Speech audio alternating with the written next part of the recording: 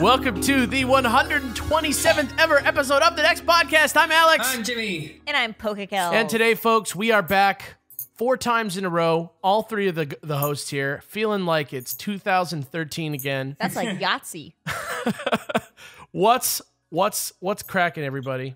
This is the official Dex podcast from the YouTube show The Dex on YouTube. We're all about Pokemon. We do news here every week. We talk about the hot button topics that you don't want to miss in the Pokemon world. And at the end, we read responses from you. So you have that to look forward to. Thank you for finding us if this is your first time. But before we get into our very, very, very well thought out podcast structure that has no flaws, let's just ask the number one question that we always ask. How was your guys' Poke Week? What did you guys get up to? Ooh. I have a great Poke Week. Okay. First of all, I've been catching all those Gen 2 Pokemon. Hey. Getting really excited about it. Top picks right now, my Blissey, like 2600 Blissey. Very, very good. Sick. I just evolved Quilava this morning. So I now have a Quilava. I do not yet have enough candy for Typhlosion. I got a Dunsparce. Nice. I am trying to find the best Sentret to get the best for it. I have yet to see a single Mareep. Dang. So, How do you so explain to me the evolution stuff. How does that work? Oh, like there's some items. You can get items from Pokestops. I have an upgrade for my Porygon. I just don't have enough candy for it. The Pokestops will randomly grant you evolution items. And then how do you use them? You use them along with candy to evolve. So you just have to have to have the item and the candy. Interesting. Yeah. So that's cool. And then also, you know what, everyone? I did it. I unwrapped the Pokemon Gold and Silver Adventures manga, and I started reading it. I'm almost done with the first one. Do you love it? Of course I do. It's great. That's all I wanted to know. Yeah, of course. I mean, I've read I think I read the whole first one in London when we were there last year, like on the train. Remember that? Yes. Yeah. Because that was also where I learned about Alolan Vulpix, was on that same train. We train. had to take a pause, because everything changed on that day. But that's my Poke Week. I feel good about it. Yeah. I'm going through some post game in Pokemon, so yeah, that's cool. Same thing. I had a big sort of lazy man's dilemma ahead of me in sourcing my team for VGC. I don't know if I'm gonna make it in time. Right now it's Wednesday. It's possible that I could make it. I just have to get everybody up to a good level and stuff at this point. I finally now have the 6 Pokemon that I'm going to put on my VGC team. They're all perfectly trained. I did all the breeding. I natured all the legendaries, and now I'm about to start EV training. I had to go into the copy of Pokemon Sun that we did the Let's Play with, because that's the only copy of Pokemon Sun that we have. Is we got these copies and we ended up all getting Moon. Because I think I gave you the other Sun, right? Me? Yeah. No, I have Moon. What? How do we have all these moons? Where do we get all these moons and then only one sun? Well, point is, I literally did a sci-fi plot and went through a dimensional portal with my team into Kelly's game, just transplanted them into there and did her Ultra Beast quests up to Kartana because I need a Kartana, and you can only get Kartana in Sun. And I was stressing out about it because I didn't want to take her Kartana or whatever. Right. But then I find out there's except for Nihilego, you get multiples of every single Ultra Beast. Cool. Yeah, you get more than one. I had no idea. Yeah, I didn't know that. I only finished Jaywitz's playthrough. It's past Saturday, and editing it. He stops at the storyline ending. Yeah, same with us. Yeah, that's where we stopped too. So I don't know anything about the Ultra Beasts themselves after that. Yeah. I mean, I don't know if this would be the time to discuss it or if there's a discussment on this, but do they ever say why the Ultra Beasts just very obviously resemble so many characters? Is that ever a thing that they're like explicit about, or is it just like, no, they just look like the main characters because whatever? I'm not going to spoil the reasons why. Okay. But I will tell you that as part of that quest, there's a character who you've known the whole game who is a part of the initiative to help you get the Ultra Beasts. Okay, I have an idea on who that character is, but all right. And that character, as you catch the Ultra Beasts, will provide you with lore pieces. Like, once you get that Ultra Beast, then you get the lore for that Ultra Beast. Does that make sense? Mm-hmm. And, like, that character will provide you with lore pieces that will give you a little bit more background on each Ultra Beast. Interesting. Okay.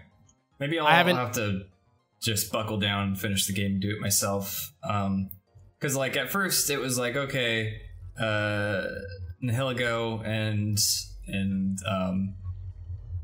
what's this, Pheromosa and all that is like obviously like, oh, it looks like Lily, oh, it looks like Lusamine. But then I was like, hang on, there's one called Guzzlord and there's one called Necrozma. And those are each halves of Guzma's name, and Necrozma just straight up looks like Guzma. Like spin. Oh, I didn't even put that together. Yeah. Astute. Yeah, So, it's yeah. weird. Necrozma, like, I don't want to spoil anything. Necrozma's like not super related to the rest of it. Okay, well, I mean, it was just like looking at all of them, I was like, there has to be a thing, right? Because I thought it was going to be in the storyline, the main story, in the part where you find Lusamine. And it seems like, okay, this is what they're going to tell us, right? Like, this is the thing. And then, like, they just kind of skip on over it. And I'm like, oh, okay. I will say they don't directly address it, but they give you enough to work with. And this is the thing that I wanted to just, like, say. I'm just going to, like, kind of, like, do a mini review of this post-game little bit. Sure. Because I think a lot of people were kind of down on it a little bit. Mm-hmm. And for me, like, it's weird. Like, this, if you look back at the Looker mission from the end of X and Y, you're like, okay, this is like a little bit more story. That's nice. And the same thing with the Alpha Sapphire one with the Zinnia whole storyline. Right. And like for both of those, I was like, these are like cool. Like I like that they're like doing like stories that aren't the main story, like in the Pokemon lore or whatever. Right.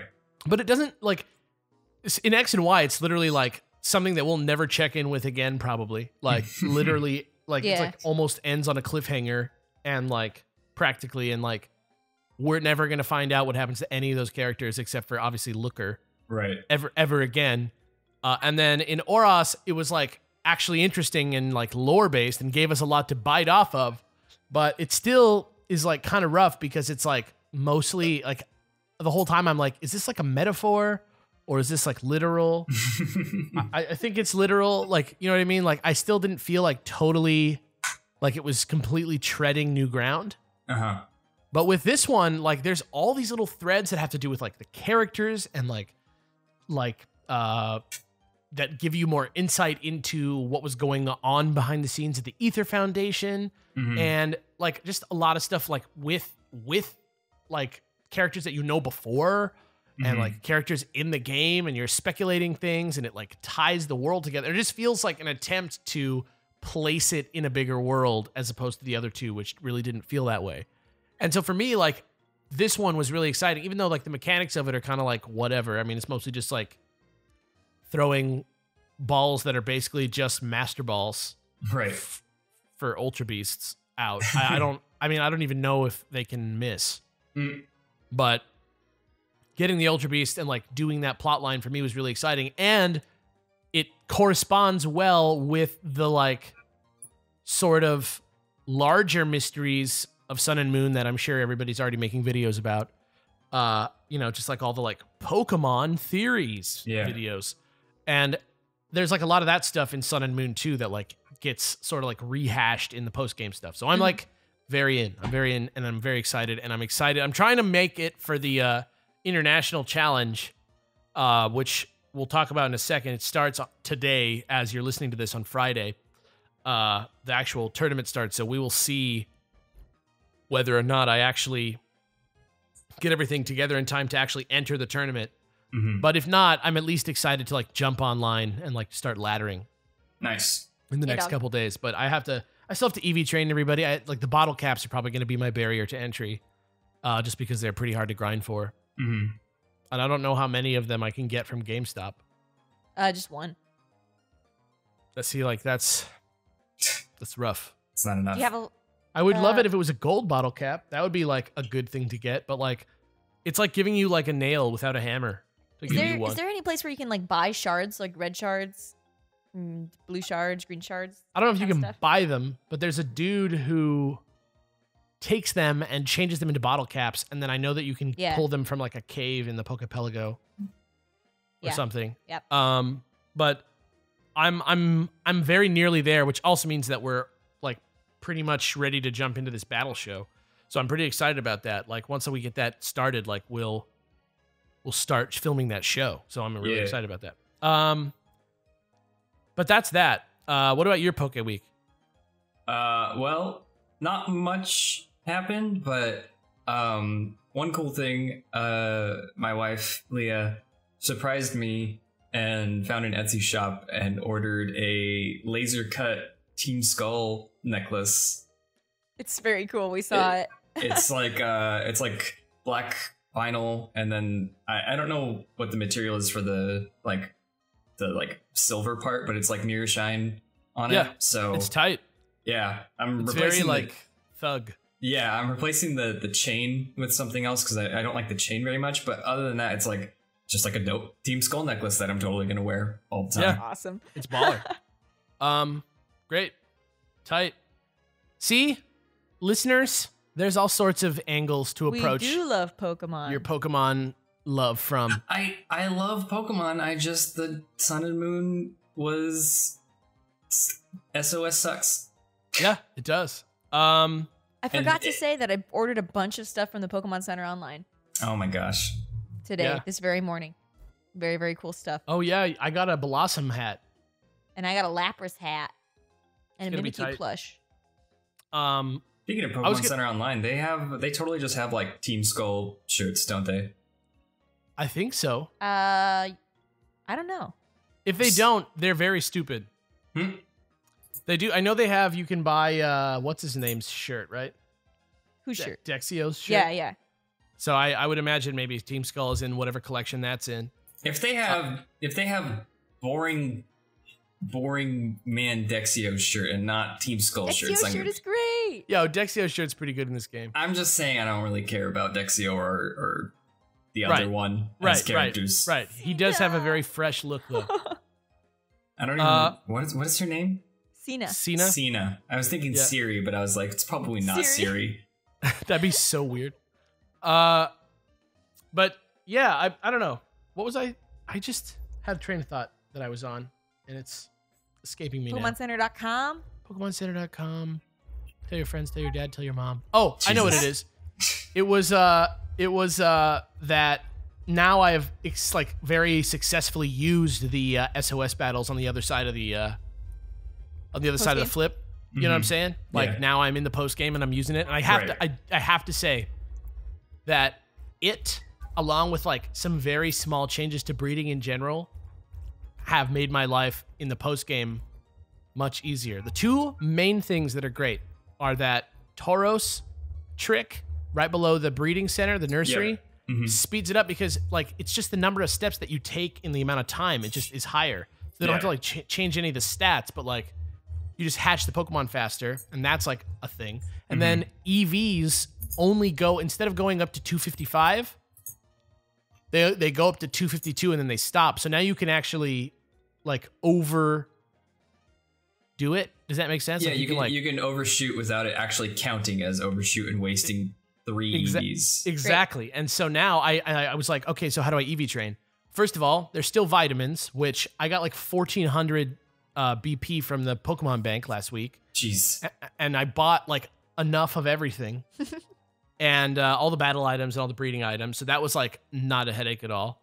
And if you use your Pokemon Bank, you should definitely use it with Sun and Moon just to get that bonus alone because it's so useful.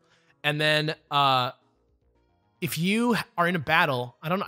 I'm having deja vu that I talked about this last week, but I'm not sure if I did. If you're in a battle, you know, you get whatever EV you get from the Pokemon. So it's like one EV gets you like what, like you kill a Diglett and it gets you 1 speed EV, right? Right. And then you give it the battle item and that gives you 8 more. So that's 9, right? Oh, there. yeah. I think you were talking about combining this with the SOS battle system. Yeah. Like, just like EV, like one battle, you get all your EV. Literally, it's literally like Diglett gets you 1, then you add the 9, then you have Pokerus, which doubles that to 18. And then if you do it in an SOS battle, any Pokemon that gets called for help also doubles it. So you're getting 36 EVs from 1 KO. Zow. So you just do like 4 or 5 of those and it's great. Though, I will say this, waiting for that anticipation EV was really long. I did like a 45 chain before I got one.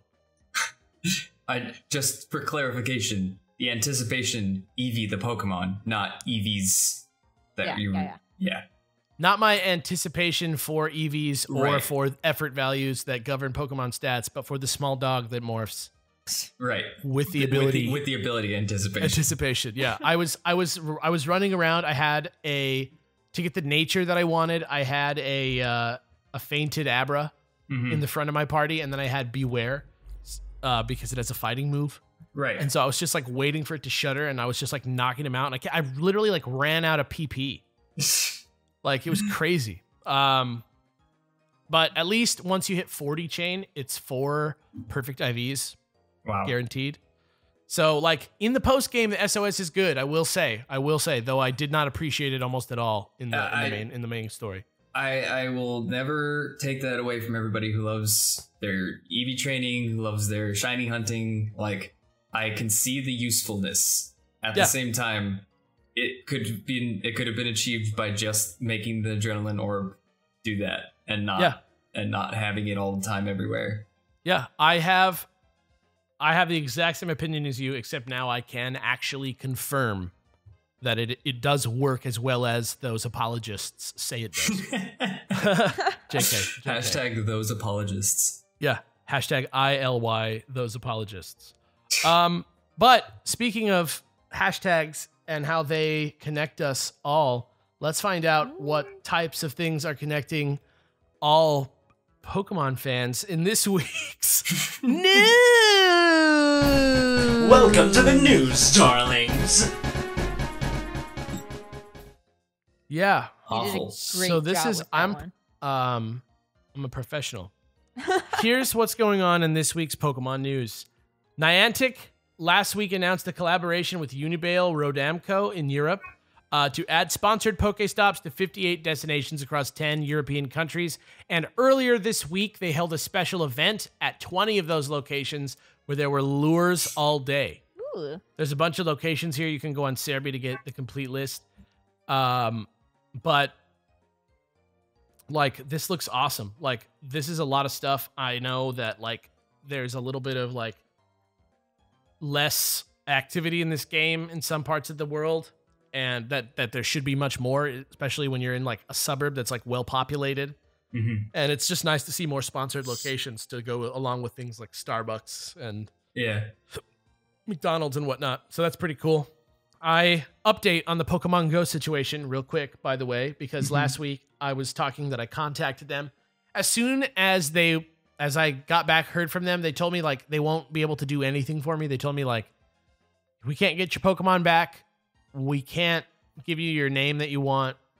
And then I was like, okay, but can I just at least change my name from the like, you know, homophobic name that the hackers left me? And they were like, okay, but you can't get your old name back because it's already in use. And I'm like, that sucks, but okay. It's obviously somebody who's impersonating me, but fine.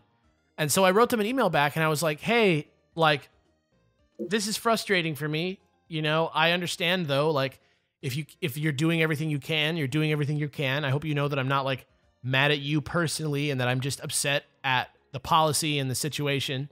But if you could give me some help, because I know you said you reset my name, but I can't access Pokemon Go. Like I load up the like little fireworks loading screen and it just goes to a white screen. And even when I deleted the app off my computer, off my phone, and then I, went into Pokemon Trainer Club and like changed all my login information and made sure that it was all working. And then I logged in using that information on the newly installed app that I deleted from my phone and reinstalled completely from the ground up.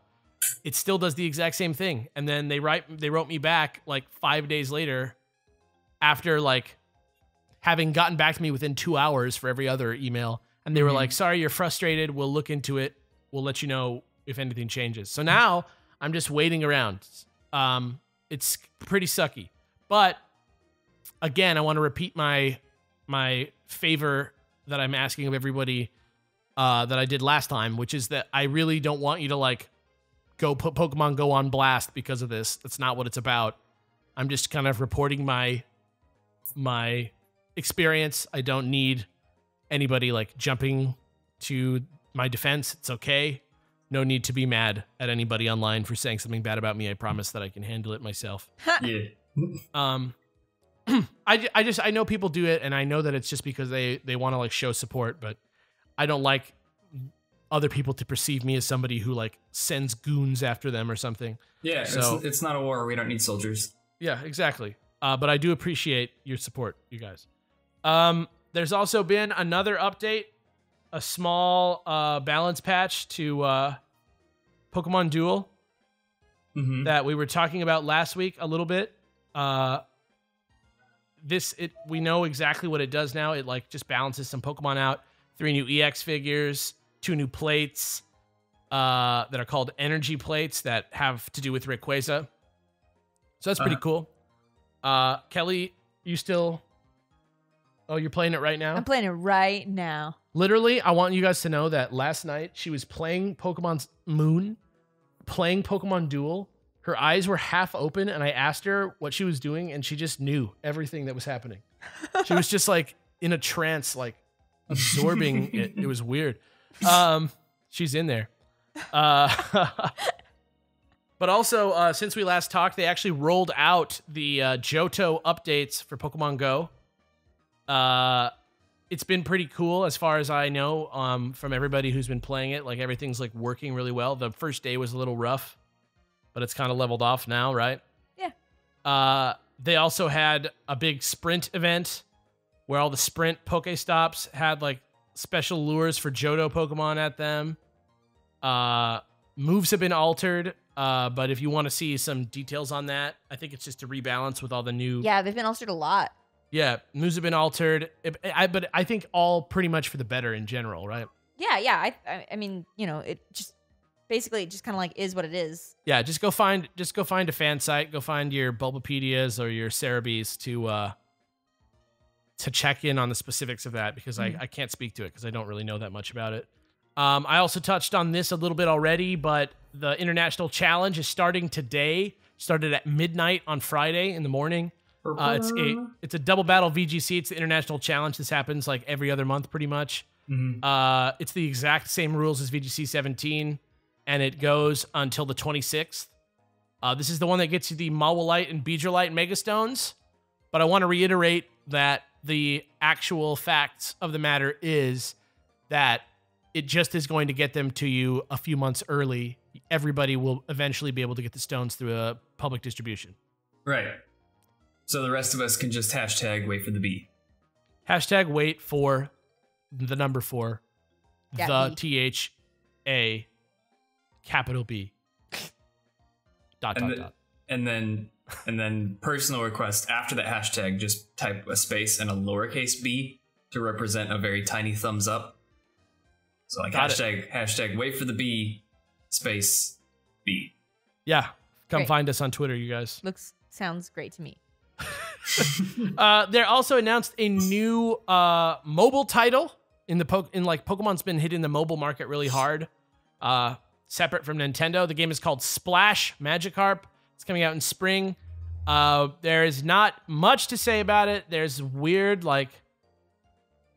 image that we've seen of 2 holes in the ground that look like Magikarp, and maybe some there's no details on what a this fisherman game actually involved of some kind. I'm thinking it might be some kind of fishing game. Who knows? It's developed by a love company fishing, called though. Select Button. We don't know much else about it, but that's what's going on with it. They're like pretty serious about it. It's the other thing. The tone of Pokemon's like message about it is pretty serious biz. Weird. Yeah. That's Like cool. they're like, yeah, this is gonna be our game. Yeah. Pretty weird. I hope that it's just the Magikarp Splash Challenge minigame from Pokemon Stadium, but mobile form. That'd be perfect. I hope it's just that cartoon from years ago. Which That one? like that weird like, all right, Magikarp, good job, you splash. It's just like a looping animation of like 6 random things that ended in Magikarp using splash, and they just loop forever. It's pretty good stuff. Also, there's been a new event in Japan that was announced to tie in with some new Easter stuff.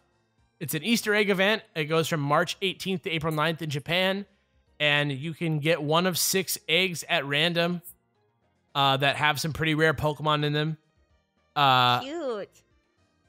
Like the merchandise is like a Pikachu, like a stuffed Pikachu or something, and there's like a little Easter egg boy Pikachu in there, and it looks like there's like some little bags and a bracelet and stuff that have like Pikachu charms on them. Really cute merchandise. But the Pokemon are Drampa, Passimian, Gumi, Turtonator, Marini, and Oranguru.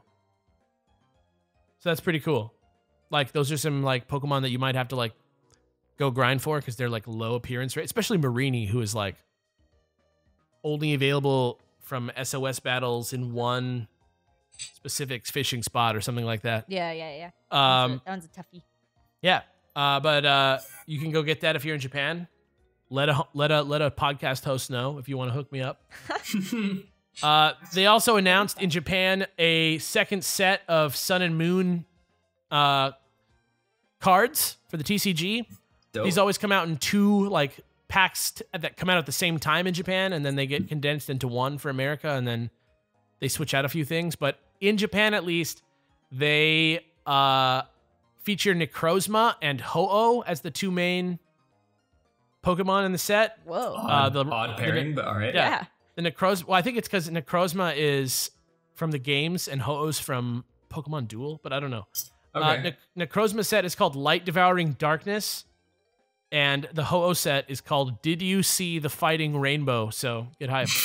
Did you see the fighting rainbow? Yeah, also rainbow cards. I don't know if you've seen these. They are like the new type of like cool love them. card in the Sun and Moon TCG sets. I'm so like envious of everyone who has them. They look like pearls. I Like, need they them. look really cool. I need them. I want them. Yeah. I've never Super been tight. so like greedy and consumed by like desire by any like piece of Pokemon card merchandise. Yeah. But I need those. Yeah, speaking of merchandise, they're also, well, it's not really merchandise, but the Pokemon Volcanion and the Mechanical Marvel movie, the Magearna movie with Volcanion, with the like where they get chained together or whatever. That's the 21st Pokemon anniversary movie, I guess. It's available. It's going to be starting February 27th, which is just in a couple days. You're going to be able to buy it all over the world on iTunes, Google Play, and Amazon. Sick. And I don't know the price on that yet, but it's coming out in like a week. I imagine it's going to be normal to the rest of the stuff that they do. But that's pretty cool. Like, I've been wanting to kind of see this movie because the premise sounded so crazy, and it's a movie animated by the same squad that does the anime, right? Like the same studio. It's like the new look. Is that correct? I'm not sure. I don't know. I never saw it. It is a movie that looks different than the other Pokemon movies, so I'm excited for that. Yep. There's also Pokemon Day. That's, I believe, February 26th is the 21st birthday of Pokemon, Yay! or 27th, which also ties in with the Let's drink. that ties in with the Volcanion movie as well, I guess. Cool. Yeah. So basically, a Pikachu with a party hat is going to appear in Pokemon Go. That was going to keep it's going to keep its party hat forever. That's cute. Yeah, Dang. it's nobody's seen the hat, or if Raichu gets the hat. Raichu probably gets the hat. Yeah, but that goes along with also the bottle cap distribution, the Pikachu new Nintendo 3DS, which looks really cool, and a couple other things. That's all for the Pokemon's 21st birthday. So that's dope. Yeah, I don't know. It goes from February 26th to March 6th. So hopefully my freaking Pokemon Go account works. All right, long-term plan. Get a Pokemon Go account. Yep. Catch Party Hat Pikachu. Okay, you with me? Yes, I'm with you. All right, catch as many as you can. Keep that account for the next 12 years until they finally get to Alolan Pokemon in Pokemon Go. Okay. I like where this is going. Evolve it Alolan Party Hat Raichu into a Alolan Party Hat Raichu. I Sell am- the account for thousands of dollars Dude, I'll sell it on the black market. on the black and white 2 market. Yeah, I'll sell it on the Pokemon Black and White version Part 2 market. Very weird. Other things that are important that have to do with Pokemon Sun and Moon. If you participate in the global mission, you can get the rare candy or whatever it was that you get for trading 5 Pokemon or more. You can also get the 4,000 festival coins, which I believe level your castle up pretty dang far. Oh yeah, up to like almost 50 if you're going from like 10. Yeah, the only thing that's weird is that it's like every time like it levels up and then like you have to get more festival coins to like level it up again. Mm-hmm. Like even though it's like Yeah, it only set does, to like, level one up for at a like time. 10 levels, it only levels up when you get a little bit more coins. I think you it's so still that have you to, can like, like go continue to collect play. the prize in between each time. Right. But like, yeah, it's weird. Also make sure you do that quick. It's 5 rare candies and 1 friend ball for the PGL like Global Link prize from the global mission. Mm. You'll have only until March 30th to do that. So make sure that you do that pretty soon. Hashtag get on it. Yep. Get on it. Hashtag get AWN it. Just because then you're like, because then you have to be like, get on it. Get on it. Yeah. And finally, last bit of news for today, the details of the International Championship and the World's Championship have been announced. Sick. International Championships are going to be held from June 30th to July 2nd in Indianapolis this year, which Mhm. is exciting. Is that where they were last year? I don't know. No idea. I can't remember. For some reason, I think it is, but I don't know. But it's June 30th to July 2nd. That's the last international championship of the season. And then the details for Worlds, which we know is already going to be in Anaheim at the Anaheim Convention Center, Yeah. is going to go from August 18th to August 20th. And Pokken Tournament's going to be there. We all know that now, which is Boy. pretty cool. See me in my hometown. Let's go. Listen to this, Jimmy. Jimmy's home gym. Jimmy's gym. Jimmy's Gym. Last chance qualifier for the World Tournament is held August 18th, the first day of the World Championship, so it's not too late for anyone to Oh. become a qualified entrant in the tournament. Uh-huh. And that tournament is going to be held on August 19th. Pokken Tournament competition is going to be played on the Wii U version of the game as opposed to the arcade version, which the only reason that makes me bummed is that it means that it's not going to be on the Switch version, Mm-hmm. which may or may not even exist. So hopefully they get their S together and make that a thing. Yeah. But if not, whatever. Like, that's just how it goes. It bums me out because this would have been, if there was a time to push Pokken again, this is it. Because it's not at EVO main stage. And like, man, this I don't want to be a defeatist, but this seems like this would be the last chance for Pokken to really catch. Like the small scene is definitely holding its own and they're showing they have interest, but like need that like big market push to actually keep that scene growing. Yeah, we shall see. We shall see, because also Evo has pledged 10K to events this year, Yeah. and it seems like Pokemon is starting to be a little bit more chill about events that are put on by outside like parties. Like there's Right. this weekend there's this invitational through the Geico, I forget what it's called. They're like Onogo. Oh yeah. It's like an 8-man invitational, I think. Or maybe 16 person, I don't know. But it's like all the like celebs of the Pokemon scene are like doing like a big tournament, which is like pretty exciting. Right. Like I would love to see it. You know, the one thing that's pretty weak about the World Championships and internationals and all that is that the broadcast, while the commentators are knowledgeable, is not the most high tech or good looking broadcast in the world. Like as for spectating, like especially the TCG, but like also the VGC. Like I feel like there could be like a little bit more like stats and stuff on the screen and like a little bit more usable information than what they're using, because they always put it at like not full res on the screen. Like, yeah, it was hard to see that last time. Yeah, it just didn't look that awesome. So I'm excited to see like somebody who does this professionally like all the time, just to see what they're going to do with it. So get excited. I am trying to watch as much Pokemon as I can. I've done a lot more like watching of people streaming and battling and stuff like that this year, which has been really good. And I'm like going to start laddering myself soon. And I'm just not going to stop anymore. You know, that's like going to be my sort of like my plan, is just to like stick with it and constantly be updating my team and trying to get better and like going to competitions. But I'm not like trying to announce anything or like do anything like that. But I'm just like, yo, like, I'm just going to like do this as a hobby. And if I get good at it, great. You know, I'll treat it like anything else that I do, like Destiny or For Honor or anything like that. Mm-hmm. So I think it's going to be fun. Yeah, I'm excited to experience Worlds, regardless of the Pokken presence there. If we're allowed to go. I'll kick the door down. I don't know. It's too close for them to stop me. Right.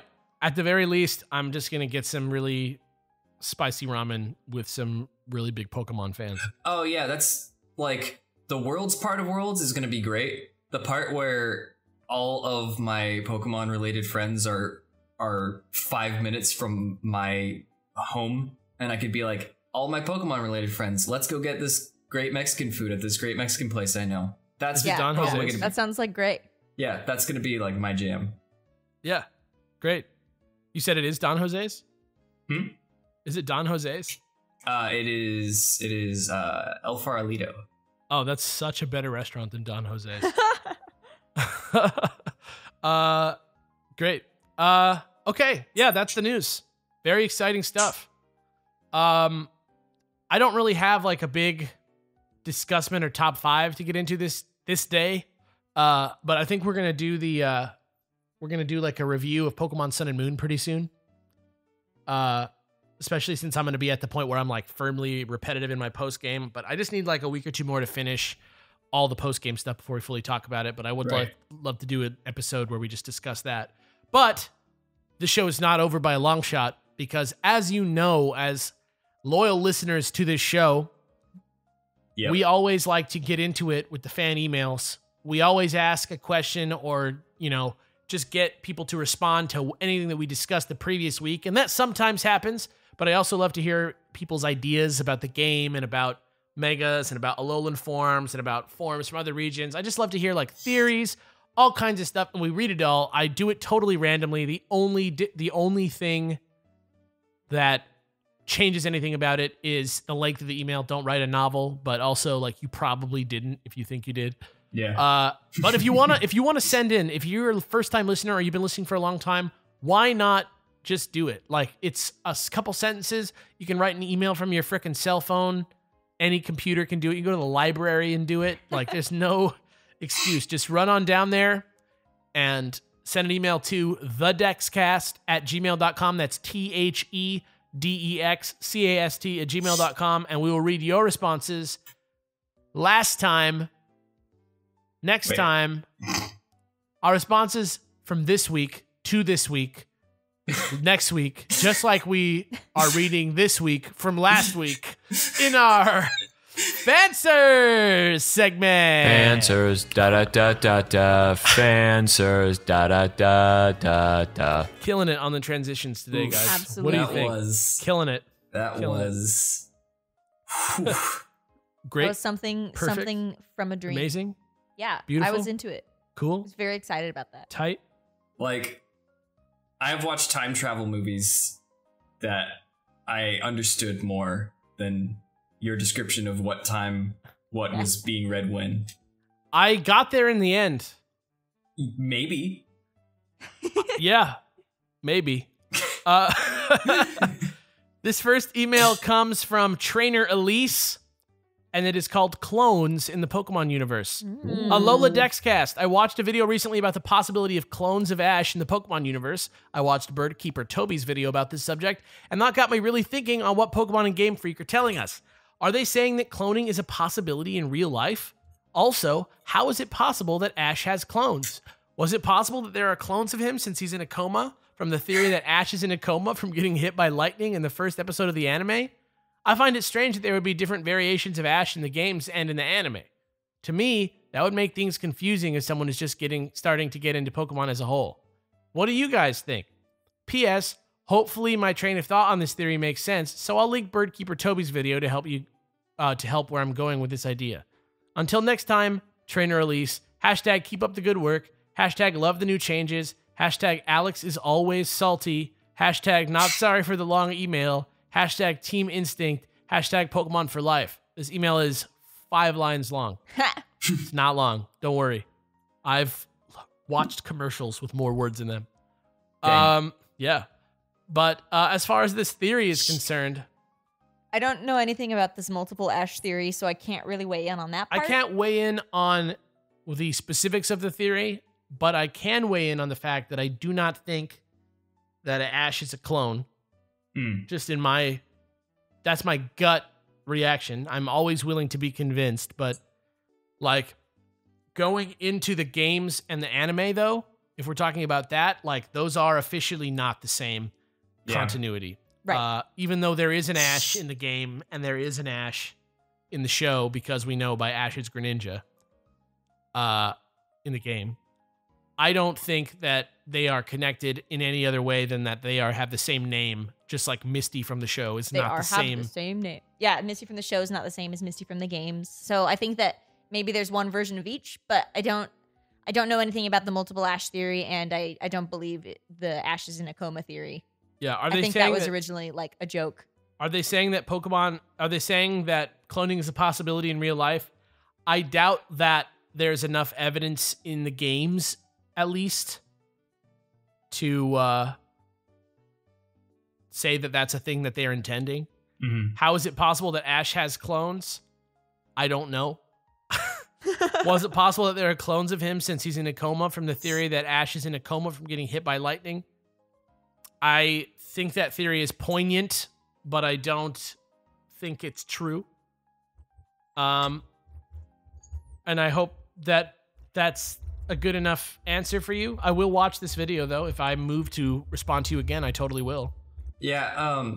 Personally, I think just like Alex and Kels have said, haven't watched the theory video yet, so it's hard to speak to exactly details. But I will say that regardless of what the conclusion is, if I am convinced or not, I would rather that it not be the truth. I think cloned Ash theory, it sounds like a thing that I would hear, like, oh yeah, did you hear they confirmed that like every Ash is like a clone of Ash? And I'd be like, I think that's let's not, like, right. That's a reason for me not to watch the anime. But yeah, I don't know if it's true or not, but I would rather cloned person not be a thing. Also, I do not believe in the Ash is in a coma theory either. Just for the record. It just seems pretty, like, as an artistic thing, like, if that's something that they're going to sit on for, like, 20 years. It just seems like, why?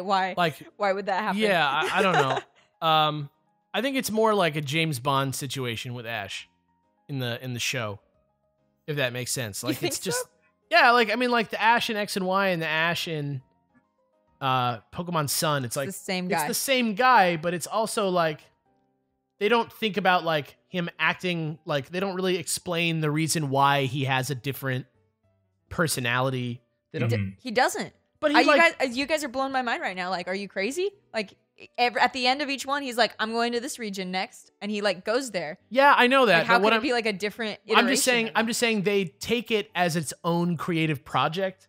each time. Like they reboot the visual look of each character in each one. Sure. And I don't think that their like main goal with the Pokemon anime is to tell like a sweeping narrative with like any sort of like intention behind it. I think it's just sort of like a big world that's unfolding outward and outward and outward. You know what I mean? Like, I don't think they're thinking like, how do we tie up the threads of plot that we laid? Like, we don't see a lot of the characters again. Like, we see some, but usually just the game characters. Like, and there's nothing really like that carries between the seasons. Really, that's like sort of like core to his character motivations for the series. You know what I mean? Like it's definitely the same person because there are callbacks. Factually, it is. Yeah, but like the fact, like I mean, it's just pretty much shown in like the first 2 episodes of every season. The fact that Ash becomes an idiot again at the start of every season, and he's like, why did that electric attack work? And it's like, it's ground. You've fought like 100,000 Pokemon. You should know that. Like, they're just rebooting it to basically a new fresh story. Yeah, nothing is like character. Nothing is super sacred. You know what I mean? They don't really. I doubt that the Pokemon show has like a like Bible, like the way that like a show like Lost would have a Bible, if that makes sense. Like, I don't think that the characterization of Ash is like the main point of that show, and so his it'd be weird. His character progression is reset in every season, and his progression takes place over the season, and then is like wiped away for a new look at that character progression again the next season. So it would be super weird if like at the end of all that they were like, but see, he was in a coma. That's why all this is like this. I would just be like, I'd be really sad. Yeah, I would be like, huh? What? Why? Well, what's the point of anything that happened? Right, exactly. All of the happiness over the past 21 years has all been a lie and everything's sad. Ooh. Yeah, he's actually just going to die and he's still 10. That would be like a huge bummer. Though it would be fascinating, albeit I continue to not want this to be true, but it would be fascinating. I would be blown away. 30-year-old Ash wake up like with 20 years on life support. Yeah, with a beard and I can't walk. Mad. I'd be so mad. I would turn it off. All his muscles like atrophied. It would be so bizarre. I mean like idealized future where they keep him on medical equipment that doesn't atrophy all of his muscles, and he like I'd be watching it. Yeah, I don't know. I'd be watching it. I'd be like, this is unbelievable. And I'd get so mad. I'd probably like walk out of the room and talk to Alex about it for like 30 more minutes. But thank you for that email. I will watch that video. Very interested in what that video is all about. Next email comes from Andy. Post-game, hey, Kels and Alex, what are your thoughts on the post-game narrative in Pokemon games? I know competitive players get plenty of value from playing mechanically and putting together teams, but as someone without that sort of time on my hands, I just want to have more narrative-driven adventures with the Pokemon I catch on my playthrough. Hashtag Team Rowlet. Hashtag sorry for the short email. Andy. Hashtag it's okay. Yeah, this email, like a short email is ideal, actually. Like, you should be saying that. Hashtag thanks. We should be thanking you for the short email. But along these lines, we sort of touched on this earlier.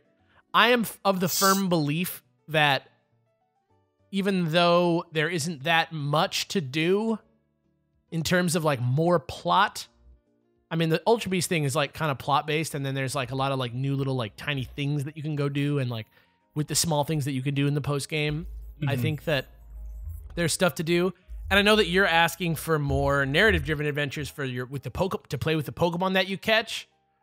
But there are some fun, cool characters that come back that you should definitely play the post game simply to interact with again. Like, there's definitely some things that you'll be like, yeah, this dude, or yeah, oh man, I can't believe she's here. Yeah, exactly. But also, like, I want to say that I think that going forward, I think that they are going to at least consider the canon of the Pokemon world as a whole when they like do the plot, and that I think that in Pokemon Sun and Moon, there's a lot of rich info to mine into for lore and story-based stuff if you are willing to look for it. And as like much as that, it sounds like I'm apologizing for Destiny or something. Like, I think like that's a really valuable thing to have in the game, and that it makes me want to read every last thing and see every last question through to its answer. And I think like for Sun and Moon especially, like there's a lot to just like look around and like draw conclusions from yourself. So if that's like, you know, it's kind of like a make your own adventure where you're actually kind of doing like some almost like archaeological work in the Pokemon game. And for me, that's been really satisfying, but I don't know how you guys feel about that. I know that sounds kind of BS-y to me, but Well, I've just only started the post game really, but so far the things that I have seen are pretty fun, pretty exciting, and so I have a feeling that like there's quite a lot for me to still uncover with that. I've like not even been over to the battle tree or anything. Yeah, like I mean, that. there's not like I'm saying, it's not like droves and droves of stuff, but it's like, you know, everything that there is, there's at least one thing that gives you that sort of tingly feeling you get from like the Canalave library kind of vibes, you know, like just something that you're like, oh, huh. You know what I mean? But that's about it. That's like the best that I can. That's the best that I can say about that. But thank you for that email, Andy. I appreciate that. Next email comes from Alolan champion Dominic. This is the feelings-filled Fancer. Alola Dexcast. Alola. Alola. Alolan champion Dominic here, previously Professor Dominic of Lilycove Laboratories, with a feeling-filled Fancer. Now that I know you guys beat the game, I want to share a wonderful tidbit about Pokemon Bank. When I transferred all my Mons from Omega Ruby, the first thing I did after I organized them was take some time to say hello to my oldest partner, my Blastoise, who evolved from my first ever Squirtle. I was not prepared for what happened next. Upon going into Pokemon Refresh for the first time throughout the many transfers from Leaf Green to Sun, my starter recognized me instantly. It was nearly max affection. I was in awe and cried for joy. This small detail of having affection and friendship based on the number of leaps a Pokemon has made blew me away and made this college student sob for joy. Aww. This is a contender for my favorite Pokemon moment in the 12 years I've played. I hope everyone is doing well at TOVG and have a wonderful day. Obligatory apology for the length of my email. Literally 6 lines, my dude. Not long.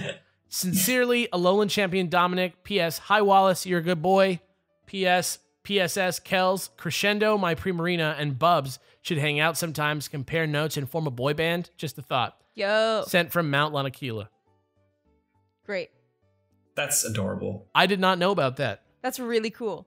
I don't have. There was some things about transferring your Pokemon up. I did not know that there was affection based on that. That's cool. Yeah. I don't have a super large amount of old Pokemon that I've like transferred all the way up, though I do have all those games still, obviously. But yeah, obviously, who would lose all their old GBA Pokemon games? What dummy would do that? I don't know. It's me. I'm dumb. It's me. Five Nights at Freddy's 5. It me. It me. Hashtag it me. It me. All right. Yeah, I love that. I've been wanting to do that now for a bit, and I'm also thinking about like trying to put some guys from Pokemon Yellow on my Pokemon Bank. I would love to try. That's one of the 2 old games that I haven't lost. Is I think I still have either Gold or Silver. I don't remember which one, and Yellow. Yeah, I still have stuff on there. So theoretically,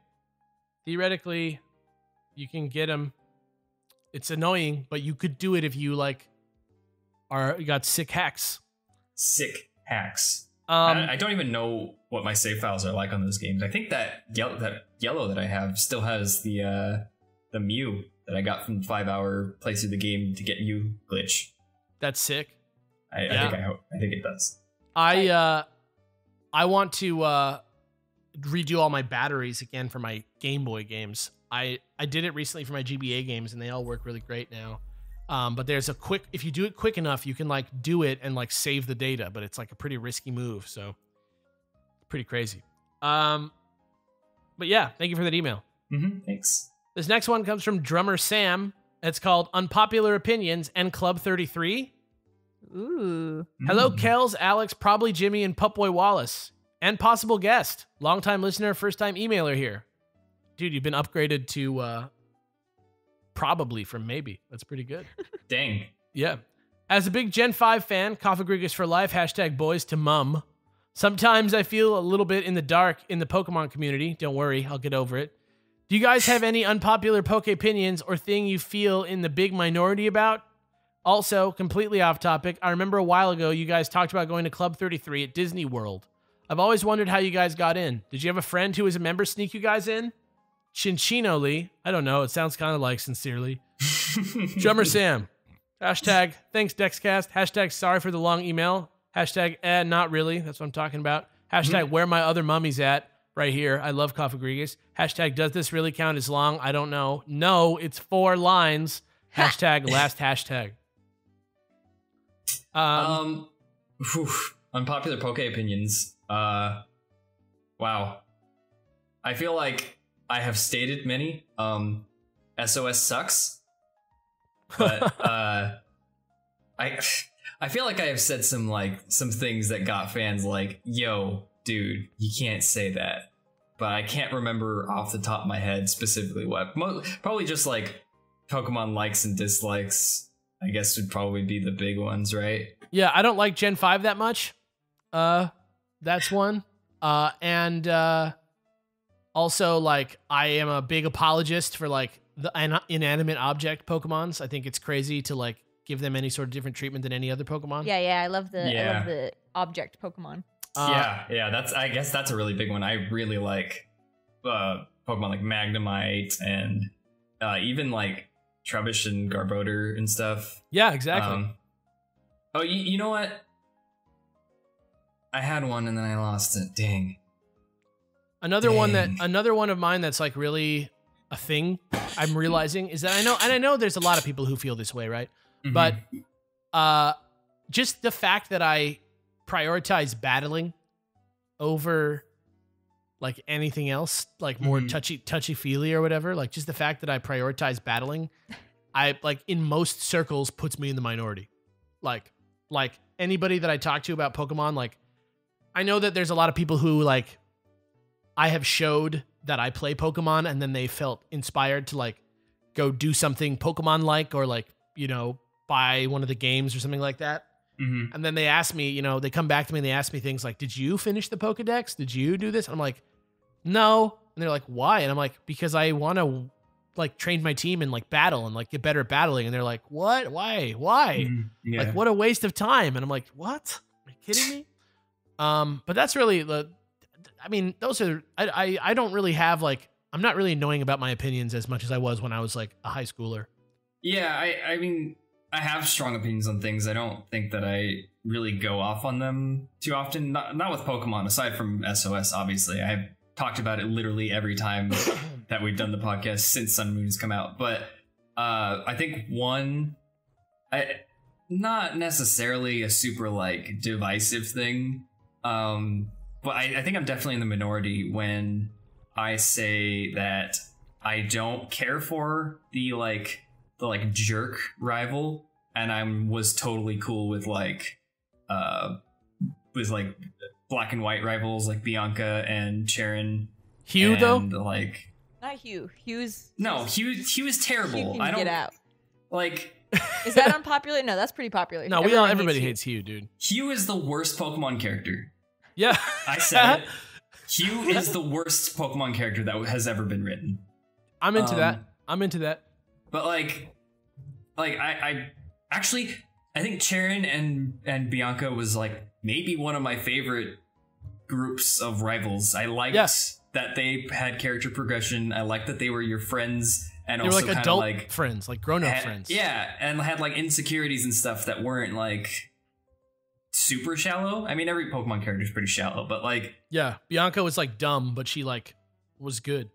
Yeah, and like, you know, I'm always gonna like Blue and Silver for what they were, but like I found that more shallow, that they were just like some a-holes who were just like like that just was like a bad sport. Yeah.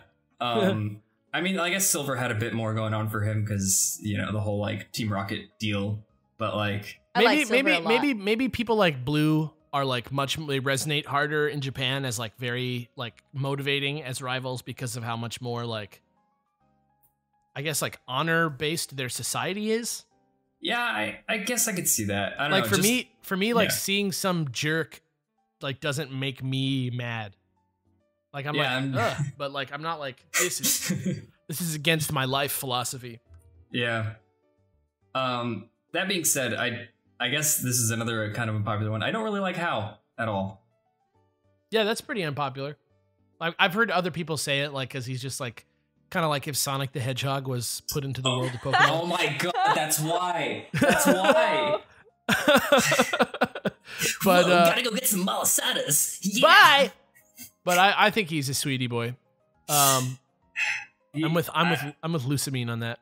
I liked him more towards the end of the game, but the first half HOW was just like, can you go somewhere else, please? I'm trying to play the game.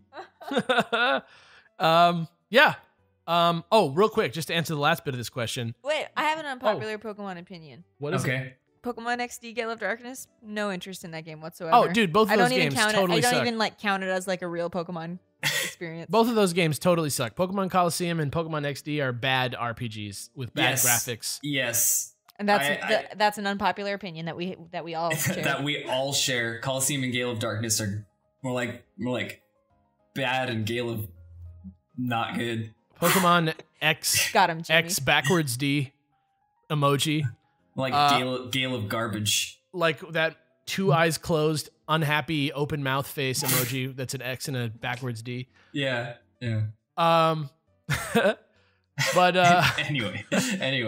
The soundtracks though are good on those games. Oh, dude, Pyrite Town clean. And so the clean. idea of those games is good. Like I want there to be a good like non-Pokemon structure RPG about Pokemon. Yeah, it just I don't know, it didn't land for me and for either of you guys. I know so many people like those games and it's totally fine, but like I too do not count them like anywhere near Pokemon games. Hashtag like, bought it for the multiplayer. Liked Battle Revolution more, even though it didn't have a campaign or mini games. That game would have been better if it was just the MP3 of Pyrite Town looping on the menu. Or the loop, the like 1.5 second, not even drum loop from Pokemon Battle Revolution. Amazing. But one last thing. Yep. Club 33. Yep. We've been not to the Club 33 at Disney World. I'm not even sure there is one at Disney World. There probably is. I don't know. But we are from Los Angeles, and so our Disney park is Disneyland. That's where we've been to Club 33. And the reason that I've been able to go multiple times to Club 33 is just because I happen to be related to somebody who has an in with Club 33. Like, it's not a sneak thing. We sat down and had dinner. Like, you can, if you have a corporate membership, you can just like invite a group to come have dinner. And it's very nice. It's a very cool thing. If you have a chance to do it, see if you can get a opportunity to go on the little caboose train around the park. I know it's closed right now because of Star Wars Land, but once that's open again and back up and running, they usually will, if they have time that day, take you around on the Lilybell caboose of the train and show you like the smoking jacket that Walt got from Japan. The inside of the train car is like being on the Titanic. It's very like nice, and they give you like a guide with a history lesson. So if you have a chance That's to do awesome. it, I never knew that. yeah, it's really cool. If you have a chance to do it, do it. I was very fortunate to be able to go to the old Club 33, which was a much more like mid-century, like sort of like mod, sort of like 60s vibe. And now it's just like super nice. It's still like very beautiful and amazing and like white everywhere, like southern sort of like, you know, like half Roman sort of interiors, if you know what I'm talking about, like a southern plantation style from New Orleans kind of look. It's great. It's a really beautiful, beautiful, beautiful restaurant. But I just am lucky enough to know it's very expensive to eat there. But I just know somebody who has a membership, and it was just lucky. But yeah, hopefully that answers your question. Thank you for the email. Let's do a couple more. Gorgeous. Yeah, that's me. This is from Lovice about aquatic Pokemon. Morning to you all, Alex, Jimmy, Kells, and last but not least, the best little dog ever, Wallace. Aww. I have a question about Pokemon that live underwater. I work in an aquarium in Ohio, and it got me thinking when I was by the Shark Tank, and I thought about how water Pokemon are the most common type out of all the Pokemon out there, and was on accident or the Pokemon team, or if they thought it out really well to match the world around us, as the underwater life is the most common life in the world. So what do you guys think? Thank you for your time. P.S. Thank Kells for the Cottony from a few years ago. It gave me a lot of respect for the Pokemon I never had. Also, Jimmy, I was playing old Dexcast from a long time ago, and I heard you were a fan of Bionicle, and that put a huge smile on my face when I heard that. So I will be with the huge crowd and say hashtag sorry for the long email. Literally not long. Thanks, guys, and have a great day. Hashtag Bionicle. That's it. That's all I got. I don't have a creative one right there. Hashtag Bionicle. and then put a space and a lowercase b after it. Yeah, a little B for Bionicle, but also for a Lego man giving a thumbs up. Right. Yeah. Legos don't have thumbs. Do the Lego men figure into the Bionicle lore, or are they actually just like creatures? Like, you mean like minifigures? Like like you know, like the little yellow Lego boys? Like, would Bionicles be in the Lego movie? Like, is a Bionicle like a mech suit, or is it like a creature? Okay, so we're gonna go hashtag real nerdy right now.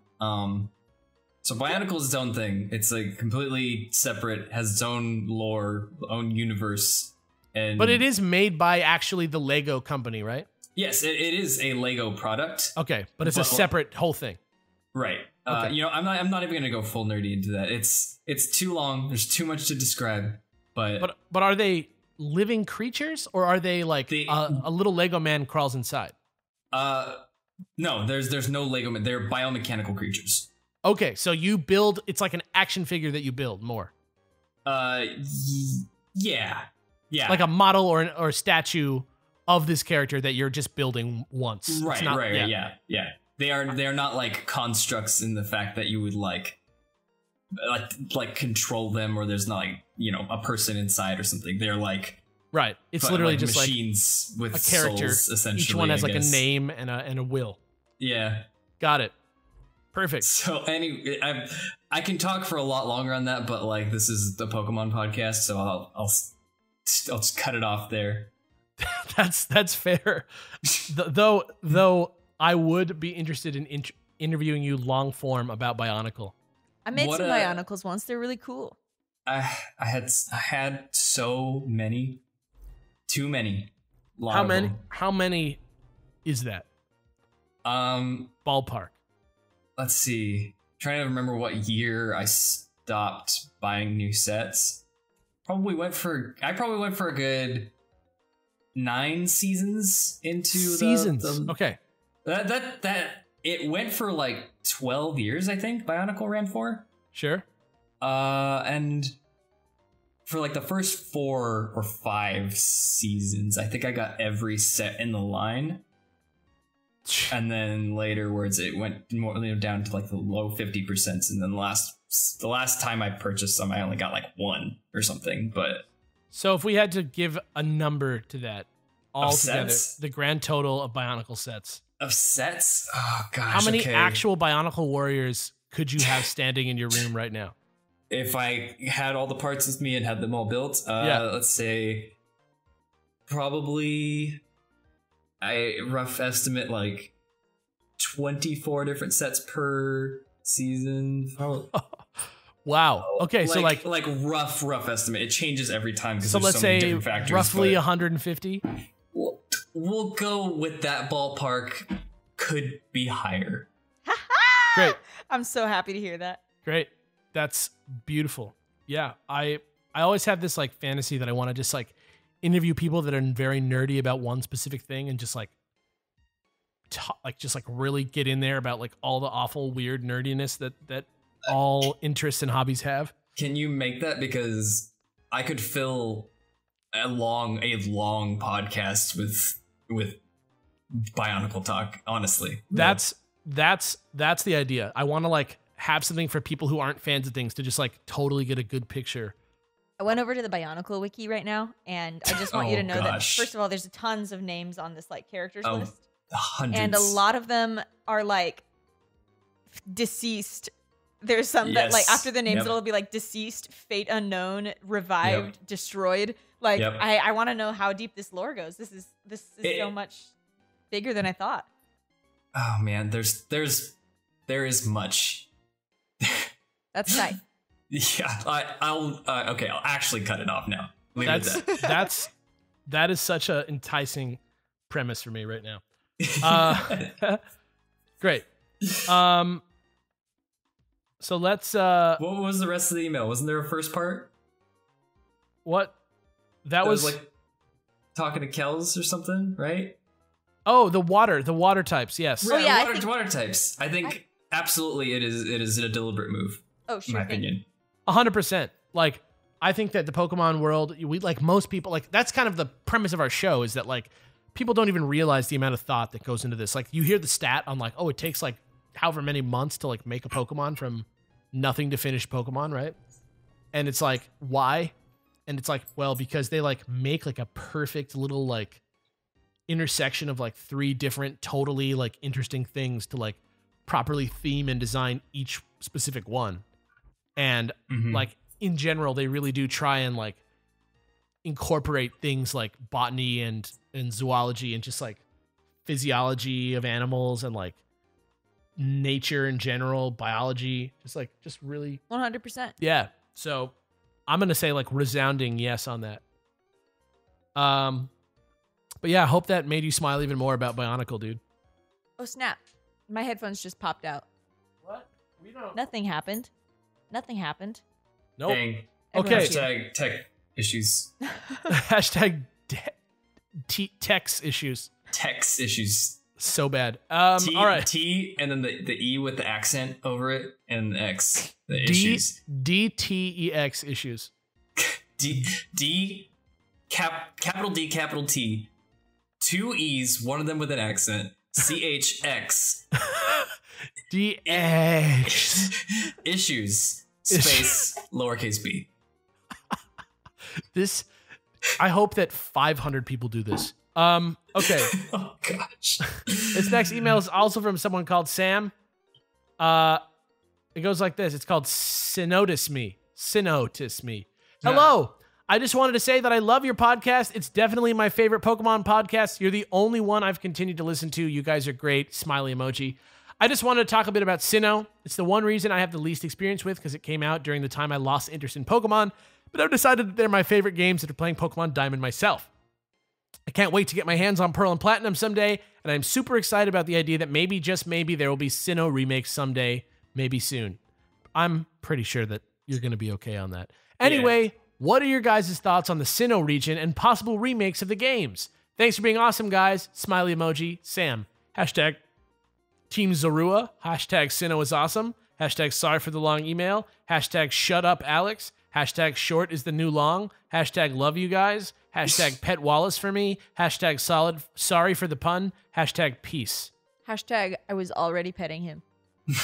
Dang. Hashtag okay, I will shut up. Hashtag okay, I will shut up, but it's short. It's 5 lines, not even. It's like actually like 4 lines. Like all of it could fit on 4 lines if you like didn't space it out like a letter. Right. So hopefully that's your vibe. My thoughts on the Sinnoh region are that like it's probably low key my favorite region, even though Johto is my favorite region. But like Sinnoh low key is like probably my favorite region, even though Johto is my favorite region. Right. I love Sinnoh because it's for me like the birth of like the true lore of Pokemon, and it's the game that really captured my imagination. It's the game that I really felt the most like I was in harmony with the trainer in the game. Like I felt like that was really me in that world. I was very immersed. I played literally all the time. I was obsessed with it in Gen 4, and I think those games are fantastic, and I can't wait to see them get remade, even if it's just on the Switch. My thoughts on Sinnoh are that I don't know anything about Sinnoh. I could not remember a single thing in it if you asked me to remember. Great. What about you? I'm like squarely between you two. I played it. I liked it. I like learned how to do EV training on it. So like I played it significantly, but that's about it. I think it's a fine game. I think it's like in there. You'll see. You know what I remember? I remember the Underground. That's all. It was fun. The Underground was tight. The Underground was fun to have with like buds. I played tag with my friends in geometry class in the Underground and never paid attention in geometry class. Great. I got all my friends into Pokemon in college why when he we were doesn't know playing what squares Gen are. 4. What? I said that's why he doesn't know what squares are. JK. That was like the worst laugh I've ever done. I feel like a little anime cat or something. But yeah, Sinnoh's really dope. Jimmy, you should play it. I'll wait for the remakes. Yeah, I mean, sure.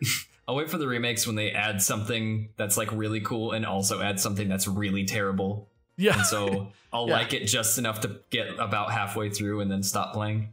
It's going to be like, Sinnoh, all battles are doubles. Oh gosh. Double Diamond and... Double Diamond and Double Diamond and Double Pearl. Pearl. Yeah. Sinnoh, we brought back the Underground and SOS. Honestly, I would actually be down for that. I would actually be down for like a VGC geared Pokemon campaign. That'd be really cool. Or if like after you beat the game, there's like a VGC league. That would be like such a good idea for getting people interested in VGC. Yeah. Real though.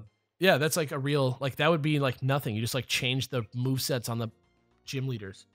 But yo, that's it for this week. Yep. Did I miss anything in that email? No. Cool. That's it for this week. Guys, thank you so much for listening to this week's podcast. It's been great to have a much more regular production schedule the last couple weeks. We've been really on top of everything. No mistakes have been made at all. None. Zero. We're perfect Definitely didn't upload the wrong Dex episode this week, which was the one that was supposed to go up next week. They never would have known. There is no other episode of this show where Kells has brown hair that's going to air. You know what's funny is that if I had enough time, I could do like a little editing bit where it was like, oh, it was a special effect the whole time. Kells' hair wasn't actually pink. That would be so funny. Not really. Actually, nobody would like be like, "That's great." It would only be funny to us. It would be funny for us though. Yeah. Yeah. Also, shout outs to the Monkey Business title card. I didn't talk about that, but that was some funny stuff. If you guys watch the show and you want to ask things about behind the scenes of the show, we don't really get those kind of questions anymore, and I know that there's probably people out there that want to know those answers. So feel free to write those in. But if you want to respond to anything that we talked about today, any of the emails that you read today, anything that has happened in your life at all, anywhere, at any time, as long as it has to do with Pokemon, please send your emails to thedexcast@gmail.com. Again, THEDEXCAST@gmail.com. And we will read your emails on the air. Thank you guys so much for listening to this show. What else? Follow us on Twitter. Go watch our YouTube show, please. Go follow the National Dex Twitter, which is being used more frequently now to update about all our stuff. We're doing Dex chats every now and again where we can ask some questions, talk with the community. Yeah, and we will actually reply to you if you tweet at us. Right, that is in use. Go join our Discord channel server. There's a lot of stuff going on there. People are always chit-chatting in there. Yeah, the Discord server, if you are watching this on YouTube, just literally it's in the description. Or if you're listening to this on iTunes or something like that, on your phone or something like that, or in the car, just go to the YouTube channel and go to any video description in the last like 2 or 3 months. And there's a Discord link in there that you can join. And that's youtube.com/thenationaldex. Yeah. Also, real quick, I want to shout out to Hildeverld and No Way Ryan Tatum on Twitter.